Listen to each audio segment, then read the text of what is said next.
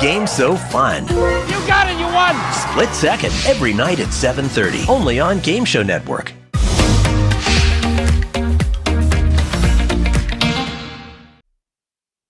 The following is a presentation sponsored by the Inkwell Academy. Welcome to the Inkwell Academy Author Book Club, where authors from around the world share their publishing journeys and highlight the best books in North America.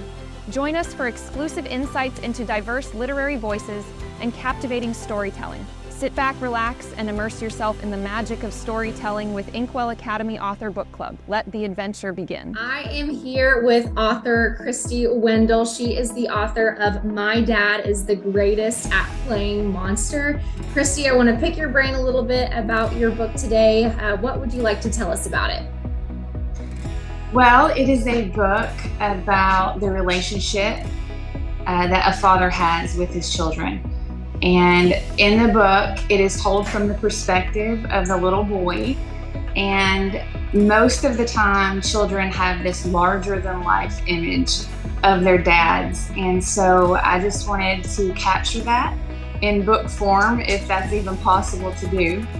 And the little boy just basically is telling the playtime adventure that he and his little sister, you can't leave out little sisters, are having with their dad as they play monster. So that's what the book is about. It's fun, and that's it. Wonderful. Well, and kind of give us the background, the kind of the inspiration behind your book. Well, the inspiration for this book actually came about 4 years ago when my son is 10 now, but he was, I guess, around 7. And he came to me after he and his dad were playing football in the yard. And he said, "You know what, Mommy?" He said, "Daddy is the greatest at playing football." And I looked at him at that moment and I said, "You know what, buddy?" I said, "That would make a really good book or a book series." And even at 7, I had talked to my family about possibly wanting to write a children's book. I just wanted to capture that, not just for my husband, which he needed to hear that, which he heard it all the time, but also for other dads, because fathers, they have a tough job being the heads of their households, at jobs, and just all the things that pull them. I think a lot of times dads feel like failures and like they're not doing enough. And so I just wanted to remind them through this book that they're doing a great job. A lot of them are, and they need to be reminded and also need to know and remember that their children really do think they are really great at a lot of things. So that's one inspiration. The other inspiration to write it is also hopefully to inspire and to remind people that this relationship that fathers and sons and daughters have is also a picture of our relationship with our Heavenly Father. Scan the QR code now to purchase and learn more about author Christy Wendell's My Dad is the Greatest at Playing Monster. All right, I am here today with author Teri Cole. She is the author of the newly released book, Bailey Boo, The Blind Cockapoo. What an adorable title of a book. I can't wait to hear more about it. Teri, thank you so much for joining us today. Why don't you start by just telling us a little bit about your book? Okay, well, Bailey Boo is actually our blind Cockapoo dog, which is a Cocker Spaniel and Poodle. So she lost her sight a while ago, and she feels sad, and she feels like she just doesn't help out and can't do anything around the house.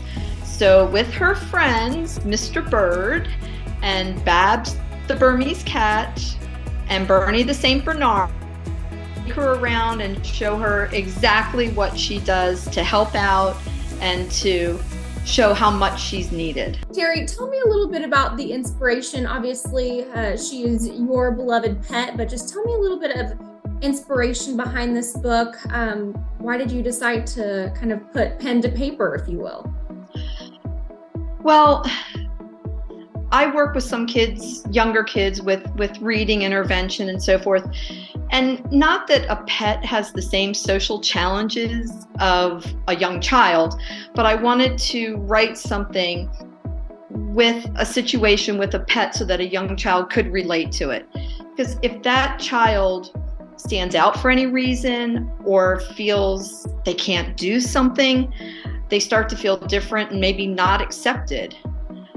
So they maybe can't understand how much they really help and how much they contribute to their relationships.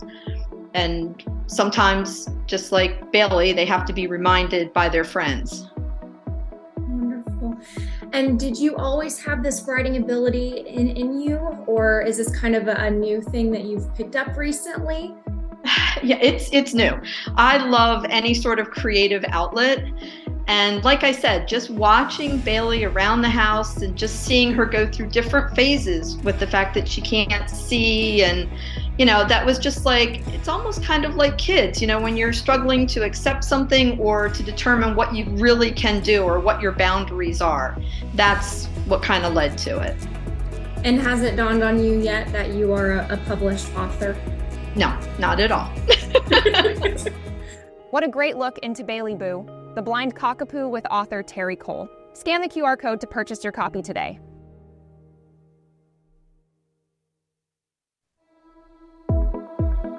We're here today talking with author Cara Ramirez about her book, Shatterproof, Practical Lessons to Help Navigate Difficult Moments. Cara, thank you so much for joining us. Thank you, Scott. It's my pleasure. Why don't we start? Just tell us a little bit about your book. Sure. So Shatterproof is really a self-reflective book about, really dealing with life's difficulties. It really offers valuable lessons, tips, tactics, some of those things that can be used to help address life's trials. And, the truth is we're all promised to experience trouble in this life. But that said, we don't have to become really helpless victims and who fall prey to, a miserable existence. In fact, while the enemy wants us to give up, God wants us to be victors over our circumstances. And this book is really a blueprint to help us all get started. So I share some personal examples to assist the reader in relating it to their own unique set of circumstances, and then really try to offer realistic ways that they can begin to overcome the difficulties that are facing them. So when you talk about this, you shared that some of it's from personal experience and obstacles, barriers, different challenges that you yourself have faced. Would you say that's kind of your inspiration, or what? Was there a moment or more of a process of you sitting down to write this book, or is there kind of a light bulb moment where you're like, I should do this? Yeah, so the simple answer is that I felt led to write this book. The more in-depth answer is that I was having a conversation with a very close relative of mine, and it was a difficult time in my own life, and I was, essentially unloading my burdens onto her. And at the end of our discussion, she really acted surprised when she said, "I had no idea that you were facing any of this." She said, "Really, you always seem like you had it all together." And so that really inadvertently, I realized that I had portrayed a version of myself, of my own life, which I'd never intended to do. Because in that moment, I recognized the power that exists in sharing our past struggles and really the triumphs that we've had with others. So the reality is that in our quest, or at least in mine, to deal with what I was going through, I created a missed opportunity to show those who are closest to me that I didn't have it all together. In fact, none of us have it all together. And by falsely portraying this to her, or albeit unknowingly, I was essentially putting pressure on her to pretend that she had to do the same thing. And so not only is it important to share our burdens with others, but they can learn how we walked through our struggles successfully, or really they can even learn from the mistakes that we made. And our decisions and our path can provide footnotes, if you will, that help others navigate their own personal journey. So really that's the purpose of Shatterproof. Purchase your copy of Shatterproof, Practical Lessons to Help Navigate Difficult Moments from author Cara Ramirez today.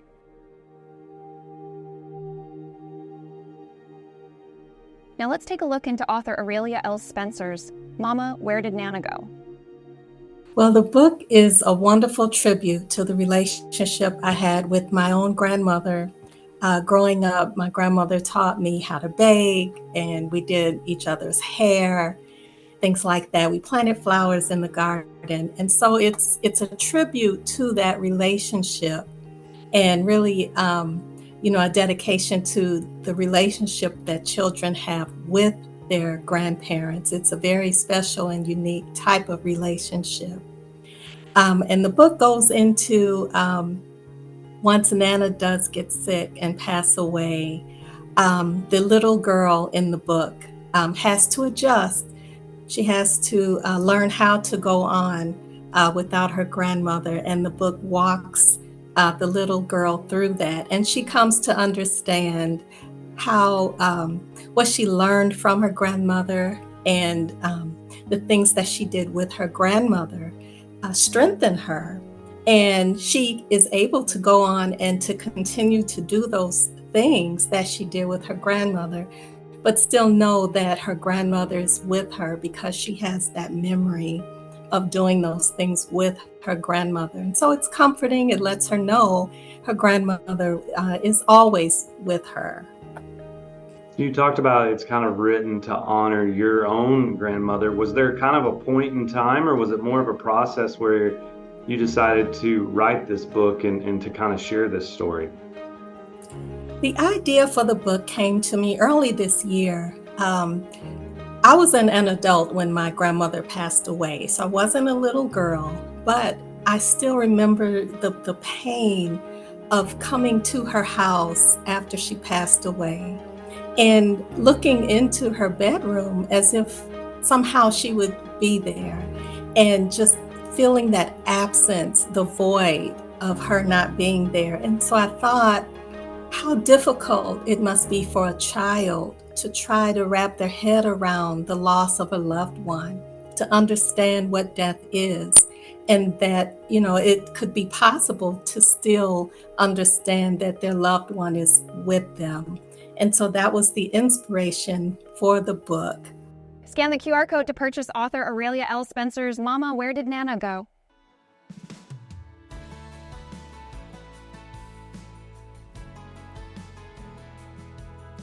We're here today talking with Stephanie Caldwell, author of It's All Questionable, Tales from the Single Life. Stephanie, thanks for joining us.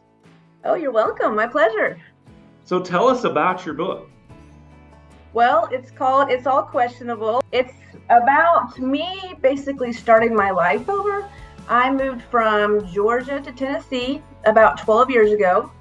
Just decided I needed a little reset of my life. I needed to start my life over. Things weren't really happening for me in Georgia, so I jumped ship and came to Tennessee. And on that very first day, I decided I needed to start writing a blog.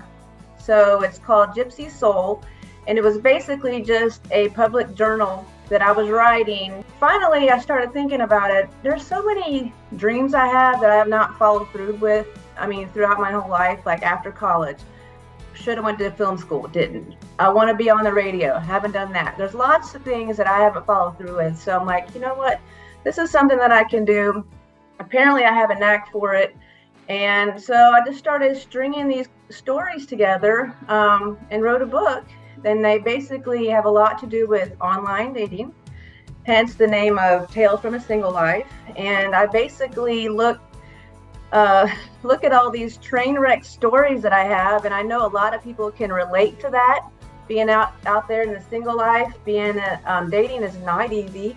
It's a lot of ups and downs. It's a lot of craziness, and especially when you're doing it online. So I took all those stories, put them together, made a book, and that's pretty much how it all started.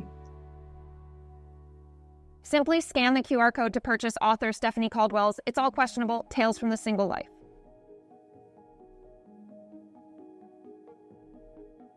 And now, Why the Cane from author Christopher G. Lockwood.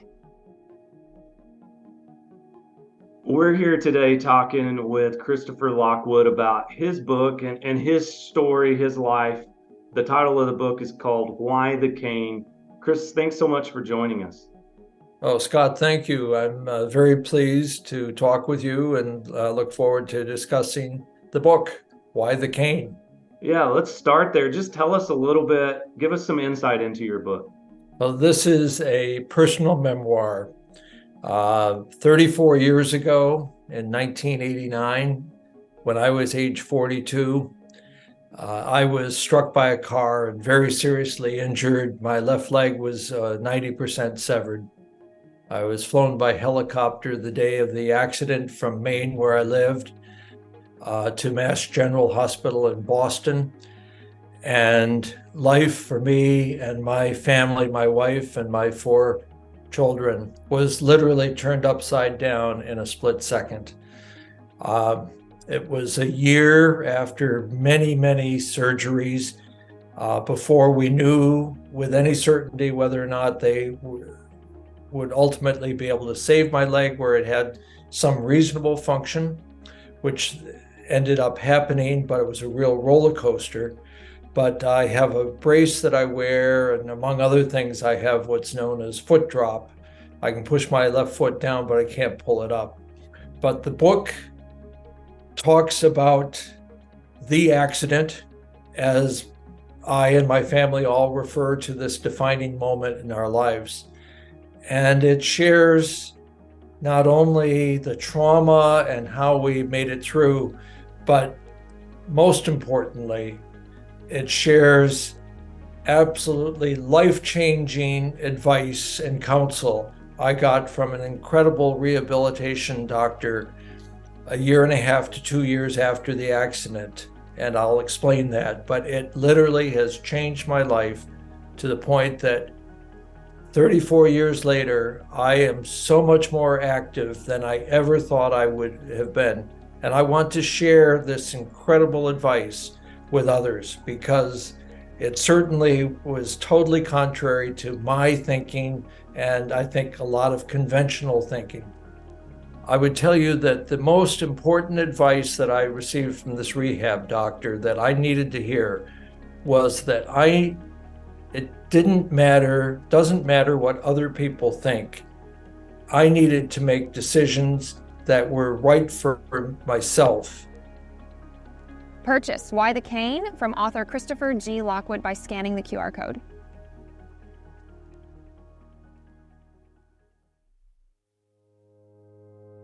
Let's hear about the Caregiver Chronicles from author Phil Licklider.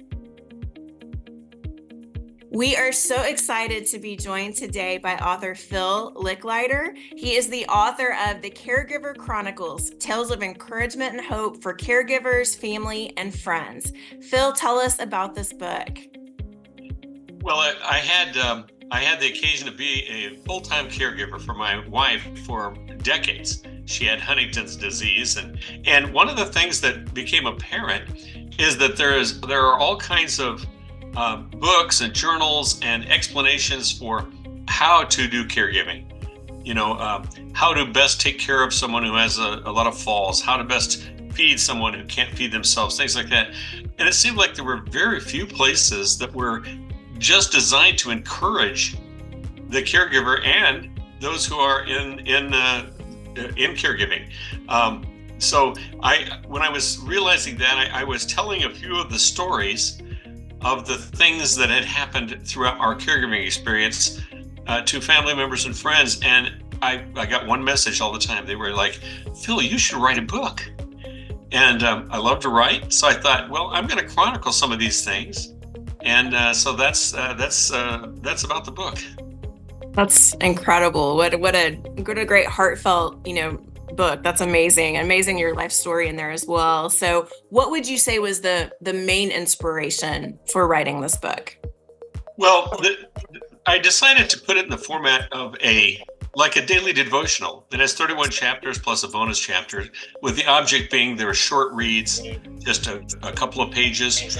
And because I realized that one of the things that most full-time caregivers especially have in common is they have no time, and they neglect themselves. And so if I can make it a short read that is encouraging, so the format is that I would have a story, and then I would have a little section that was the life application, like, well, you've told me this story, so what? I mean, that's a nice story, but does it have any application? And at the end of it, then I'd say, let's pray. And I would do a little prayer with the reader, asking God to make himself very real to them and close and to assist them in their lives. So the inspiration was definitely my wife and what she was going through and her grace, and the fact that I wanted to make it something so that people could read a story and say, first of all, I'm not alone. I guess I'm not the only person that's kind of going through this battle and this long journey. And second of all, so that they recognize that they can be encouraged and there is hope.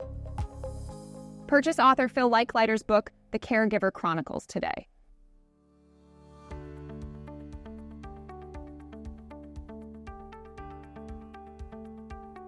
Let's take a look into author Dr. Stephanie West's Seeking My Legacy. We are so excited to be here today with Dr. Stephanie West. She is the author of Seeking My Legacy. Dr. West, tell us about this book. All right, this book is real personal to me. I started writing it about 2-3 years ago. It's all about the different trials and challenges I've had in my life, from being a mother of 4 children, grandmother of 9, a wife to a soulmate, and struggles with marriage, over 37 years. But it came down to just the lessons I've learned and what I was leaving behind to my family.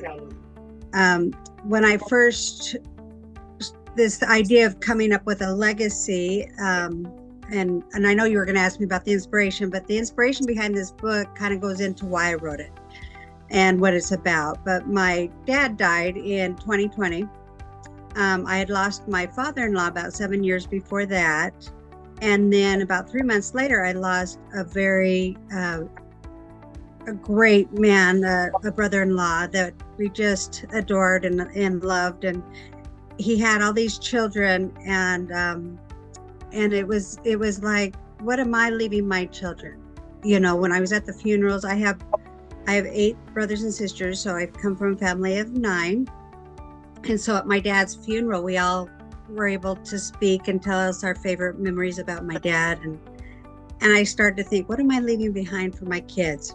And so I started to think about that. And I took all my experiences as a mother and raising children and the struggles of raising children in a Christian home and trying to give those good Christian values into their lives to hold on to.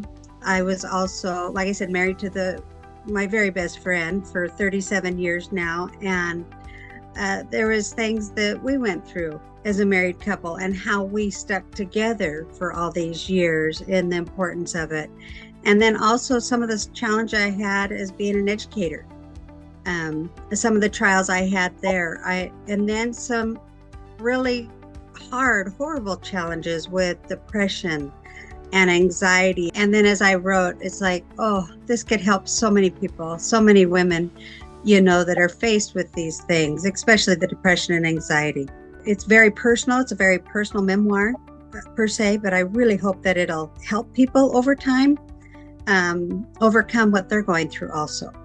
Other women's struggles through raising children and depression and anxiety and living in this chaotic world that we try to live in and hold on to our Christian beliefs. I think it can be really powerful for other women.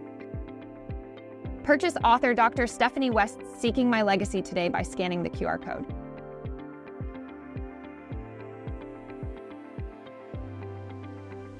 Now let's hear from author Steven Arnold about his book, Delfi.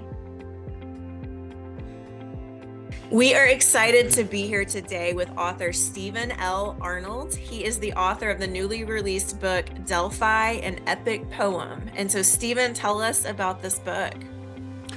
Well, thank you, Stacy. First of all, it's really an honor to be here with you. But I will tell you, this book has been an effort of great love for me over many years. I actually wrote this many years ago, and of course, since it is more than 100 pages that all rhyme, it is a story that unfolds to the rhythm and the song of poetry. So I've felt for a long, long time that what we're losing here in this country, Stacy, is the ability to appreciate art. We're losing funding for the arts in school. And so to give people an opportunity to see art in one of its many forms, that is in poetry, but to do it in such a way that it excites people not only to listen to the sounds of the poetry, but also to understand the story behind it. I was inspired by Tolkien's Lord of the Rings. I was inspired by Longfellow's The Song of Hiawatha and others, because I can tell you that in 2023, perhaps, you could count maybe 30 epic poems that have been written. There haven't been a lot of epic poems written in history. So this was an opportunity to tell a tale that is mythical, that is action-oriented, but that has the background of art associated with it. Wow, it paints such a beautiful picture of the book. So what would you say, I mean, you talked about it a little bit, but what would you say was the main inspiration for writing this? I would say, again, to really try to reach people who have not been exposed to the arts and poetry in particular. So if I can stimulate people to appreciate that art, that poetry, and participate in a revival in the United States about poetry and what it can do for people and the emotion that it brings, that is my main motivation. And so I've always wanted to reach out to people. I've always wanted to care for people. But I have the soul of an artist, a musician. My family dates all the way back to vaudeville. I had singers and actors and entertainers in the family, artists in the family. And so everything is really tied together as far as I'm concerned. But if you want to know about me, I'm first and foremost a doctor. And second to that, an artist who really likes to reach out to people and help people feel better about themselves and life in as many different ways as I can. Purchase author Steven Arnold's book Delfi today by scanning the QR code.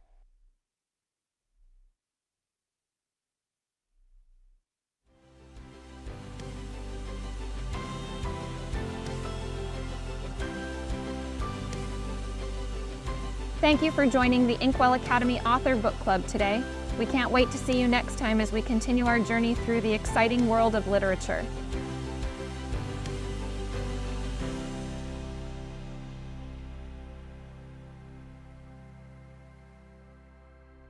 The proceeding was a presentation sponsored by the Inkwell Academy.